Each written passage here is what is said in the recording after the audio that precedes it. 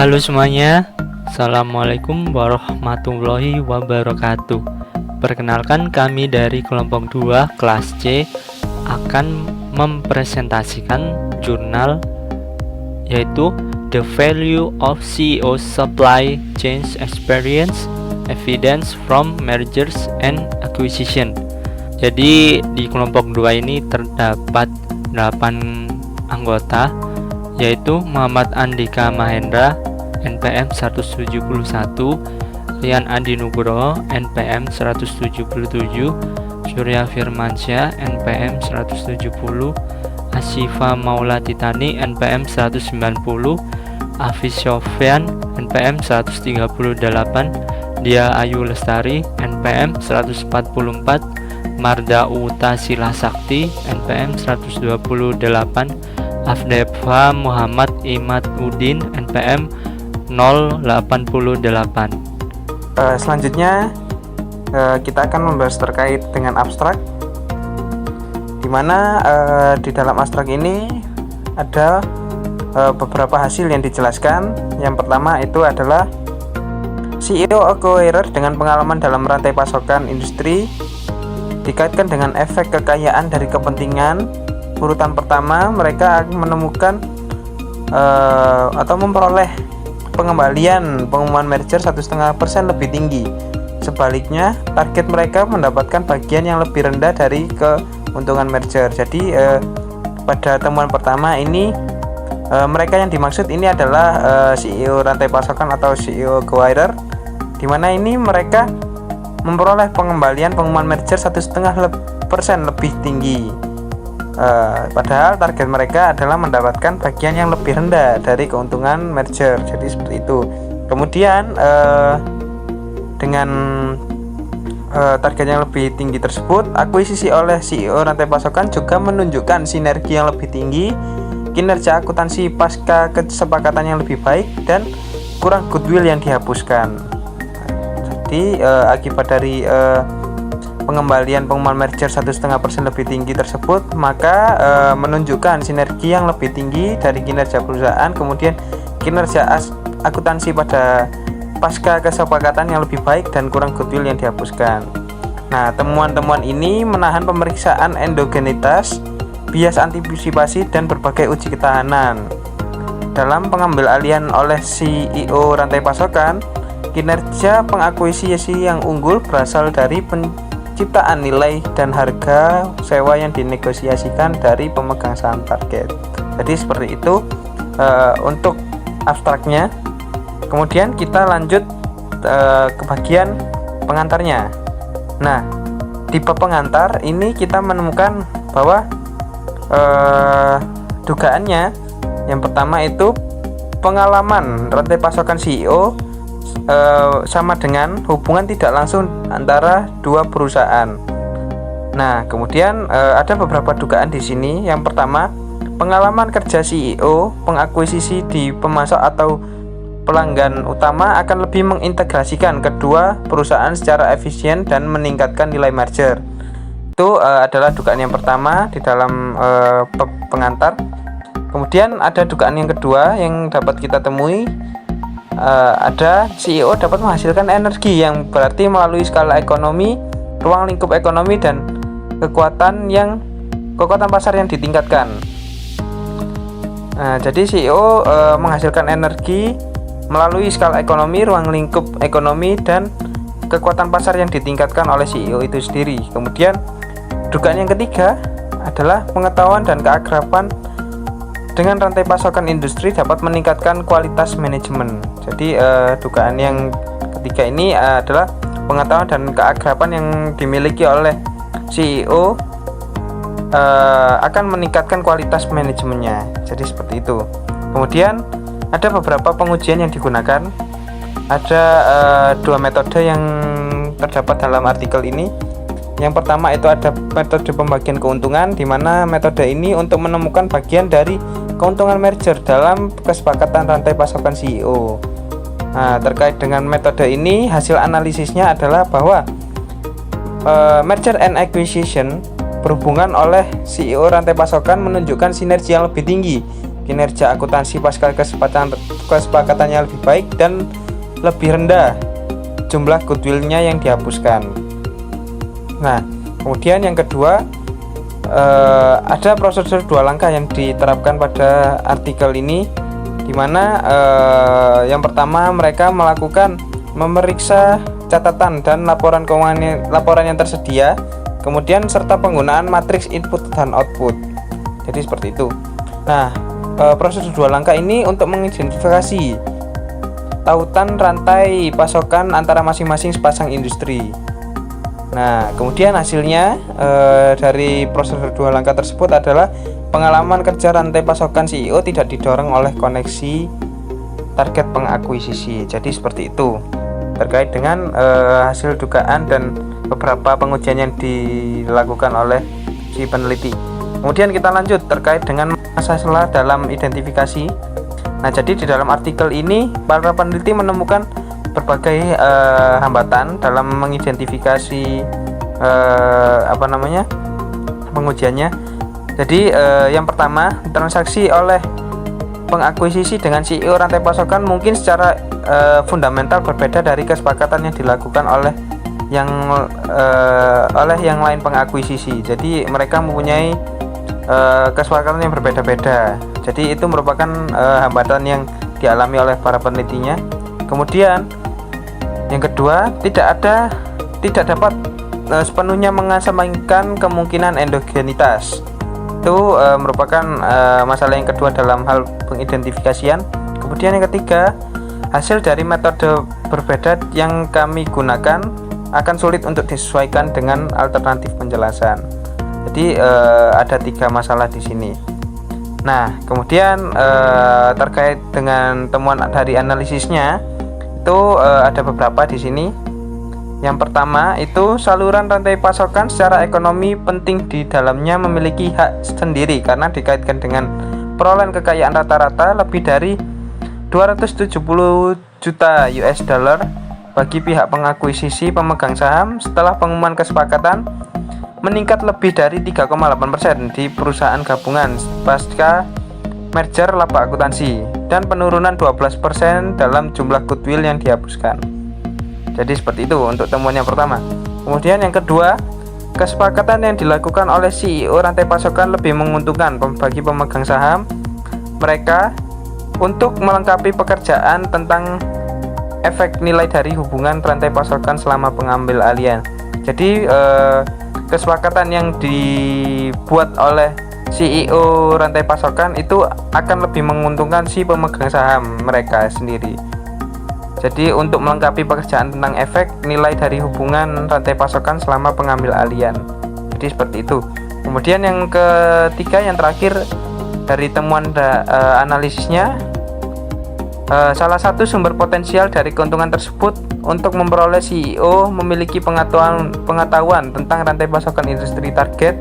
Oleh karena itu CEO memiliki keunggulan informasional terbesar merger dan akuisisi. Jadi salah satu sumber potensial dari keuntungan tersebut adalah memperoleh CEO itu memiliki keunggulan informasional terbesar di dalam suatu merger dan akuisisi tersebut. Jadi seperti itu. Oke, selanjutnya kita membahas tentang data dan statistik deskriptif. Data merger dan akuisisi diambil dari database M&A Perusahaan Data Sekuritas atau SDC dari tahun 1997 hingga 2014. Sampel ini mencakup transaksi M&A yang telah diselesaikan dengan nilai kesepakatan minimal 1 juta US dollar. Dari data tersebut terdapat sampel akhir sebanyak 1491 transaksi dari perusahaan Amerika Serikat yang diperdagangkan secara publik dengan akuntansi, pasar saham, dan data papan yang tersedia dari Compustat, Pusat Penelitian Harga Keamanan atau CRSP, dan database BoardX, masing-masing serta dari pengakuisisi dan target yang memiliki NAICS atau Sistem Klasifikasi Industri Amerika Utara yang valid dan termasuk salah satu dari 59 industri yang diklasifikasikan di tabel penggunaan tingkat ringkasan Biro Analisis Ekonomi Amerika Serikat atau BEA untuk tahun 1997 hingga 2012.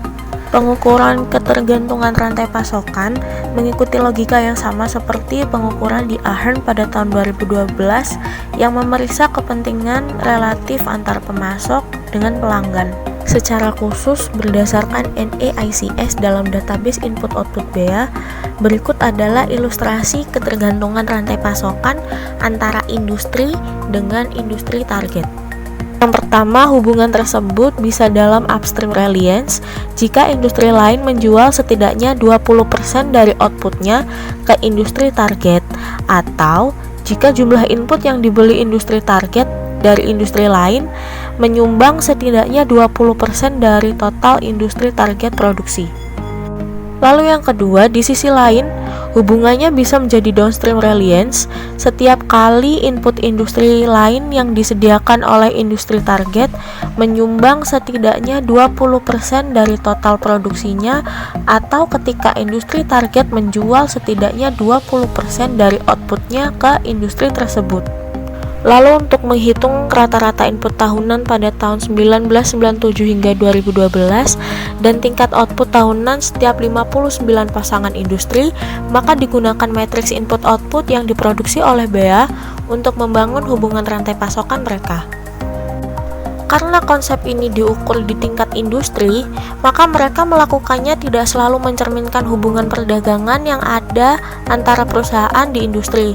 Namun, ketergantungan tingkat industri relevan karena analisa ini tertarik untuk mengukur potensi perdagangan hubungan yang mempengaruhi perusahaan target, yang dapat menjadi sumber keuntungan ketika CEO pengakuisisi memiliki pengalaman dalam rantai pasokan industri target. Pada tabel 1 melaporkan tentang distribusi industri dari 1491 target sampel dan distribusi temporal transaksi. Pada tabel 1 ini memiliki bagian yakni meliputi panel A yang menunjukkan bahwa industri dengan insiden rantai pasokan tertinggi CEO terdiri dari sektor manufaktur dan juga sektor jasa. Lalu yang kedua ada panel B menunjukkan jumlah transaksi M&A, menyediakan distribusi tahunan kesepakatan M&A yang melibatkan CEO rantai pasokan. Pada tabel 2 melaporkan tentang statistik deskriptif untuk sampel yang dipelajari dan membandingkan kesepakatan utama, pengakuisisi dan karakteristik CEO di seluruh subsampel transaksi dengan CEO rantai pasokan. Pada tabel 2 ini memiliki bagian yang meliputi yang pertama ada panel A menunjukkan bahwa kesepakatan oleh CEO rantai pasokan lebih mungkin melibatkan lebih tinggi ketergantungan output industri pengakuisisi pada industri target. Lalu yang kedua ada panel B menunjukkan bahwa pengakuisisi dengan CEO rantai pasokan tidak berbeda dalam hal ukuran perusahaan atau dalam hal jumlah arus kas bebas jika dibandingkan dengan pengakuisisi tanpa CEO rantai pasokan. Lalu yang ketiga ada panel C membandingkan beberapa atribut CEO rantai pasokan dengan atribut CEO lain. Di sini saya akan mempresentasikan mengenai CEO rantai pasokan dan kinerja merger. Jadi di sini saya sudah simpulkan ada 3 langkah penting dalam rantai pasokan dan kinerja merger. Untuk yang pertama yaitu menetapkan temuan dasar bahwa kesepakatan M&A oleh CEO rantai pasokan dipenuhi dengan hasil pengumuman pengakuisisi yang lebih tinggi. Lalu kemudian dilanjutkan dengan memeriksa mekanisme potensial yang mendasari temuan tersebut. Lalu yang terakhir yaitu membedakan antara hipotesis negosiasi yang superior dan penilaian yang efisien alternatif. Next yaitu ada 3.1 yaitu CEO rantai pasokan dan pengembalian acquire. Jadi untuk mengeksplorasi efek kekayaan yang terkait dengan CEO rantai pasokan Di sini jurnal ini memperkirakan CAR penawar mulai hari -1 hingga hari +1 yang berpusat pada tanggal pengumuman penggabungan untuk setiap transaksi untuk melakukannya. Di jurnal tersebut juga menggunakan prosedur studi kejadian standar menghitung pengembalian abnormal model pasar menggunakan nilai CRSP indeks tertimbang menurut Todd and Warner 1983. Kita bisa lihat dari tabel tersebut. Panel A dari tabel 3 yaitu melaporkan 5 regresi kuadrat terkecil atau OLS, di mana dependennya variabel adalah CAR 3 hari pengakuisisi. Jadi yang sudah saya jelaskan tadi, untuk mengeksplorasi efek kekayaan tadi, CEO rantai pasokan memperkirakan, dan di jurnal ini juga memperkirakan bahwa CAR penawar itu mulai hari -1 hingga hari +1 yang hari hanya yaitu tanggal pengakuisisian tersebut. 3 model pertama termasuk year end acquire, industri X dan target industri efek tetap dengan 59 industri yang diklasifikasikan menggunakan taksonomi BEA-IO. Itu penyataan efek tetap ini penting karena Ahern 2012 menunjukkan bahwa pengakuisisi merupakan pasar sasaran koneksi produk penting untuk keuntungan merger. Selanjutnya, semua tes mengontrol kesepakatan dan pengakuisisi karakteristik yang mirip dengan yang ada di Masulis Wang NC tahun 2007. Di model 1, menurut tabel itu, yang kolom 1 itu menunjukkan hubungan positif antara keberadaan CEO rantai pasokan dan pengakuisisi pengumuman kembali. Artinya, investor tampaknya menganggap kesepakatan M&A oleh CEO rantai pasokan sebagai sangat berharga bagi pemegang saham pengakuisisi. Menurut model 1 juga, memiliki CEO dengan persediaan pengalaman berantai meningkatkan abnormal return pihak pengakuisisi sebesar 1,5 poin persentase. Lalu untuk yang regresi 2-3 yang di kolom 2 dan 3 itu di panel A dari tabel 3 menyelidiki temuan dasar dari jurnal ini dan juga membantu dalam mempelajari lebih lanjut tentang pengaruh dan pentingnya pengetahuan CEO penawar dalam rantai pasokan target. Itu perkiraan dalam regresi 2 menunjukkan bahwa kesepakatan M&A oleh CEO rantai pasokan menghasilkan keuntungan bagi pengakuisisi pemegang saham dalam kedua di verifikasi dan di non-verifikasi transaksi. Menurut Gamble dan Matsa tahun 2014 merekomendasikan juga penggunaan efek tetap sebagai alat ekonometrik yang efektif untuk menangani heterogenitas yang tidak teramati. Untuk mengatasi masalah terkait heterogenitas CEO, di jurnal ini melakukan estimasi ulang model CAR pengakuisisi dalam subsampel transaksi yang melibatkan 21 CEO yang melakukan 3 kesepakatan M&A di mana mereka diklasifikasikan sebagai CEO rantai pasokan serta 73 kesepakatan di mana mereka bukan.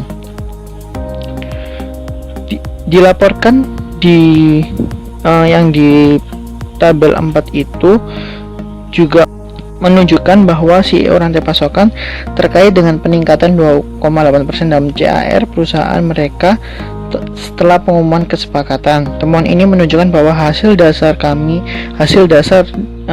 temuan yang di dalam jurnal ini tidak didorong oleh korelasi atribut CEO yang tidak dapat diamati dengan pengalaman rantai pasokan mereka. Meskipun demikian, jurnal ini penulis jurnal ini juga tahu bahwa peringatan penting dengan kesimpulan diambil dari kolom 4 pada panel A sampel dibatasi sebanyak 104 transaksi. Lalu kesalahan umum mungkin juga menjadi perhatian di tingkat perusahaan. Jadi dalam pengujian ini juga melapor di tabel yang kolom 5 model 5 panel A itu juga melaporkan mengenai kontrol efek tetap perusahaan pengakuisisi untuk mengatasi heterogenitas perusahaan yang tidak teramati. Jadi untuk meminimalisir kesalahan-kesalahan umum yang terjadi sehingga harus dilakukan pengujian model 5 tersebut. Di model 5 perkiraan menunjukkan bahwa CEO rantai pasokan dikaitkan dengan CAR pengakuisisi 2,9% lebih tinggi pada saat kesepakatan pengumuman. Penemuan ini menunjukkan bahwa hasil kami tidak didorong oleh perusahaan pengakuisisi yang tidak dapat diobservasi karakteristik yang berkorelasi dengan pengalaman rantai pasokan CEO mereka. Selanjutnya, 3.2 CEO pemutusan pengalaman rantai pasokan alternatif dan klasifikasi industri yang berbeda. Uji dasar di panel A tabel 3 mengandalkan definisi CEO rantai pasokan yang mempekerjakan 20% cut off terkait dengan transaksi pasar produk input dan output industri, sasaran dan lain industri lainnya menggunakan 59 industri PAOI. Next slide. Sinergi dan kinerja perusahaan hasil penggabungan. Penilaian yang efisien adalah mekanisme ekonomi yang berpotensi mendorong kinerja baik dari pihak pengakuisisi kesepakatan M&A yang dilakukan oleh CEO rantai pasokan. Di bawah hipotesis penilaian efisien rantai pasokan, pengalaman CEO yang mengakuisisi mengurangi kemungkinan eksekutif membuat kesalahan saat menilai sasaran. Perkenalkan, nama saya Rian Andi Nugroho, NPM 177, akan mempresentasikan tentang the result atau hasil dari sinergi dan kinerja perusahaan hasil penggabungan. Nah, di slide ini menunjukkan bahwa pengalaman rantai pasokan industri target CEO pengakuisisi adalah penting dalam mencegah kerugian besar di perusahaan hasil merger. Jadi CEO ini bersifat preventif terhadap kerugian besar di perusahaan hasil merger. Jadi CEO pengakuisisi dapat memberikan perannya dengan baik terhadap kerugian yang dialami oleh perusahaan hasil merger. Jadi CEO dapat mencegah kerugian tersebut dan memaksimalkan laba atau return yang diterima oleh perusahaan hasil merger.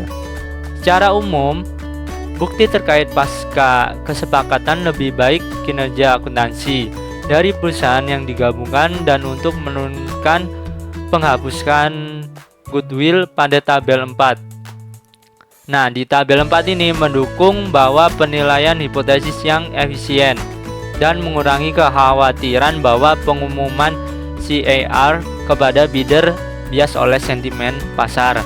Jadi CAR yang sudah dijelaskan bahwa CAR ini adalah singkatan dari Cumulative Abnormal Return, yaitu hasil kumulatif atau hasil keseluruhan dari abnormal return yang dihasilkan oleh perusahaan hasil merger.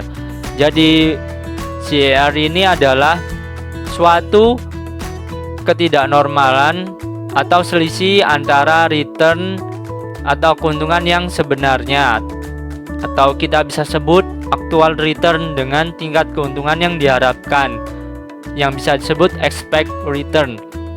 Nah, biasanya CAR ini diakibatkan oleh hasil pengumuman seperti dividen atau return yang dikembalikan kepada investor yang terkait. Di slide ini terdapat tabel 4. Nah, di tabel 4 ini menginformasikan tentang hasil dari sinergi dan kinerja perusahaan hasil penggabungan. Nah, hal ini menyangkut pautkan kepada CEO terhadap kinerja dan sinergi hasil perusahaan merger seperti itu, dan juga peran CEO dalam mencegah kerugian terdapat di dalam tabel 4 ini. Hal tersebut terdapat di combined CAR dan juga abnormal ROA dan juga goodwill write-off. Nah, di ketiga kolom ini terdapat data masing-masing. Seperti contoh di combined CAR. Nah, di sini hasil rasio yang dihasilkan cenderung lebih banyak di atas positif atau di atas 0,5, dan juga hal tersebut mengimplikasikan bahwa peran CEO sangat penting terhadap langkah preventif untuk mengurangi sebuah kerugian di perusahaan merger seperti itu.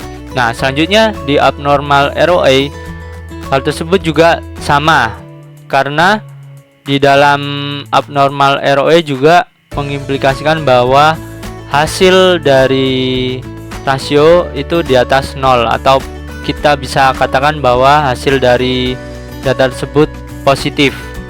Dan juga memang terdapat hasil negatif karena hal tersebut mengimplikasikan bahwa terdapat perbedaan dari pendapat dari suatu responden yang tidak setuju terhadap peran CEO, tetapi rasio yang dihasilkan yaitu di atas 0,5 yang kita bisa lihat di tabelnya acquire 1 year post deal stock return. Nah, selanjutnya ada goodwill write-off. Nah, di goodwill write-off ini peran CEO penting terhadap meminimalisir penghapusan goodwill. Nah, jadi di sini kita bisa lihat di acquire goodwill in year, kita bisa lihat bahwa rasio yang dihasilkan itu bersifat positif. Berarti CEO berhasil untuk meminimalisir dampak dari goodwill write-off. Selanjutnya kita membahas tentang premi penggabungan dan divisi keuntungan M10A. Pengaruh CEO rantai pasokan adalah penting secara ekonomi karena dalam sampel kami perolehan relatif rata-rata tanpa syarat untuk target adalah 3,4%. Bukti ini menunjukkan bahwa CEO rantai pasokan membantu perusahaan mereka mempertahankan bagian yang lebih besar dari surplus yang dibuat pada pengumuman kesepakatan. Hasil dari analisis kami tentang premi merger dan pembagian keuntungan menyiratkan hal itu berbagai keuntungan pihak mengakuisisi berasal dari negosiasi superior oleh CEO rantai pasokan. Oke, untuk slide selanjutnya kita membahas tentang endogenitas. Untuk secara pengertian dari bahasa pasar, endogenitas adalah rasa tidak puas. Ada kemungkinan bahwa kesepakatan oleh CEO rantai pasokan secara fundamental berbeda dari kesepakatan lain, dan ini dapat menyebabkan reaksi pasar yang berbeda terhadap pengumuman merger dan kinerja pasca perusahaan yang mengakuisisi dengan CEO rantai pasokan. Contoh, Dewan Direksi yang menghargai integrasi mengakuisisi dengan perusahaan di industri terkait mungkin lebih cenderung pekerjaan CEO dengan pengalaman terkait dengan target potensial.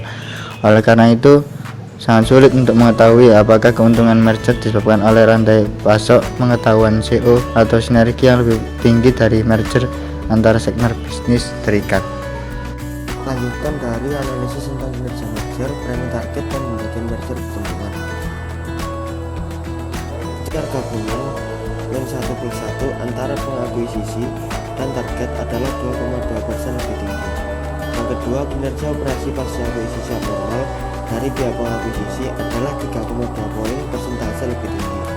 Yang ketiga, jumlah goodwill yang dihapuskan diperkirakan dari efek marginal koefisien adalah 9,2% lebih rendah. Yang keempat, premi yang dibayarkan kepada target tidak dapat dibedakan dari yang dibayarkan kepada semua target lainnya, kecuali untuk premi 3 hari yang lebih rendah. Yang kelima, bagian relatif dari keuntungan target adalah 1,5% lebih rendah. Next slide, kami akan melanjutkan hubungan rantai pasok antara industri pengakuisisi dan industri sasaran. Kami di sini menggunakan kurangnya hubungan input atau output antara industri target dan industri pengakuisisi sebagai proksi untuk asimetri informasi antara pihak pengakuisisi dan target. Kita berpendapat bahwa pengaruh pengalaman rantai pasokan sangat penting dalam transaksi di mana pihak pengakuisisi dan perusahaan target memiliki sedikit atau tidak ada hubungan rantai pasokan. Untuk menguji prediksi ini, kami ulangi analisis pada tabel 3-5 menggunakan 3 variabel kontrol utama yang menarik, yaitu variabel boneka CEO rantai pasokan, variabel boneka tanpa tautan, dan interaksi mereka. Tabel 7 merangkum estimasi untuk 3 variabel ini dalam regresi char pengakuisisi, gabungan char, ROA abnormal, penghapusan goodwill, target premi, dan char dan pembagian keuntungan. Hasil penelitian menunjukkan bahwa koefisien interaksi antara knowing dan supply rantai CEO positif dan signifikan secara statistik dalam pengujian pengembalian abnormal pengakuisisi dan negatif secara signifikan dalam pengujian premi target dan pengembalian abnormal dan pembagian keuntungan. Spesifikasi alternatif. Dalam tabel 8, kami memperkirakan ulang pengujian pengembalian pengakuisisi kami, yaitu pada model 1 pada tabel 3 panel A, yaitu analisis sinergi, yang mana model 1 hingga model 3 pada tabel 4, dan premi dan pembagian regresi keuntungan, yang model 1 sampai model 5 pada tabel 5. Di setiap panel kami mengubah spesifikasi dasar kami atau menggunakan berbagai subsampel untuk mengevaluasi ketahanan kami. Di panel A, misalnya estimasi ulang regresi menggunakan industri BEA terbaru yang tersedia matriks klasifikasi sebelum setiap pengumuman kesepakatan untuk mengidentifikasi CEO rantai pasokan. Pada panel B, kami mengatasi kekhawatiran bahwa hasil dasar kami dapat didorong oleh kesepakatan yang melibatkan target yang beroperasi industri yang memiliki hubungan sangat vertikal dengan industri lain. Lalu di panel C, kami mengecualikan pengakuisisi multisegmen dan multisegmen target untuk mengurangi kekhawatiran bahwa pengakuisisi dan target mungkin terkait melalui beberapa non-inti segmen. Selanjutnya yaitu kesimpulan. Pengambil alihan seringkali terganggu oleh informasi asimetris antara penawar dan target. Masalah ini merusak kemampuan manajer pengakuisisi untuk mengidentifikasi perusahaan target yang akan melakukan investasi yang baik. Kami belajar bahwa apakah CEO pengakuisisi dengan pengalaman kerja dalam rantai pasokan target yang kami sebut sebagai pasukan rantai CEO untuk menjembatani asimetri informasi yang melekat dalam proses pengambil alihan dan melaksanakan kualitas kesepakatan yang lebih baik. Lalu rata-rata itu akuisisi oleh para CEO ini menunjukkan peningkatan sebesar 270 juta US dollar di pasar perusahaan mereka setelah kapitalisasi pengumuman kesepakatan, yaitu meningkat sebesar 3,8% dalam pengembalian akuntansi pasca merger dan 12% penurunan jumlah goodwill yang dihapuskan. Sekian presentasi dari kami. Bila ada salah kata mohon dimaafkan. Terima kasih. Wassalamualaikum warahmatullahi wabarakatuh.